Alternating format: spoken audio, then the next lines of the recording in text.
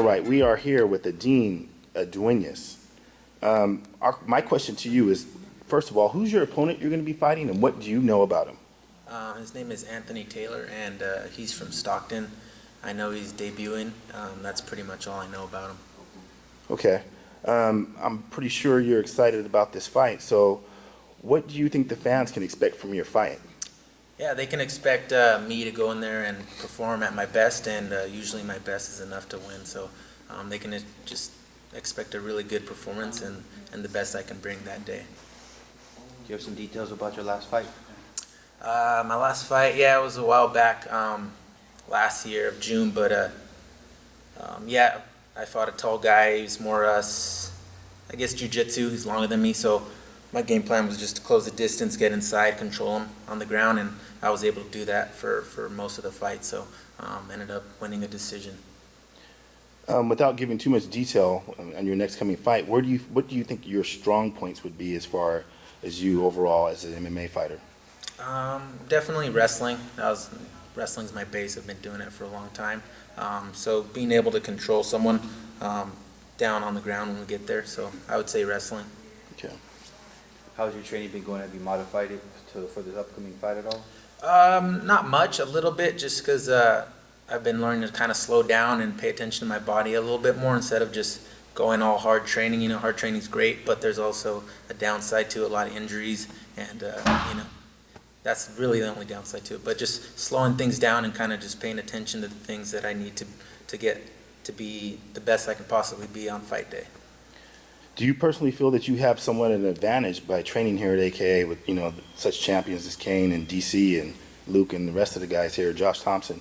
Do you feel that that gives you somewhat of an extra edge training with these guys here? I definitely think it can. All those guys are great. They're, you know, at the top of their game, but there's also other guys that are up and coming that not many people know about. But just seeing those guys that they're at the top and they're successful and we're all doing the same thing, so we know that what it takes to be good and to win. So yeah, definitely it can be, but at the end of the day, it's up to you, right? You're the one in there. You got to bring yourself physically and mentally ready to fight for however long it takes. Adin, what do you fight for? Family? Yeah, I definitely fight for a lot. More above anything, though, I just like to compete. I like to take first. So everything's kind of a competition.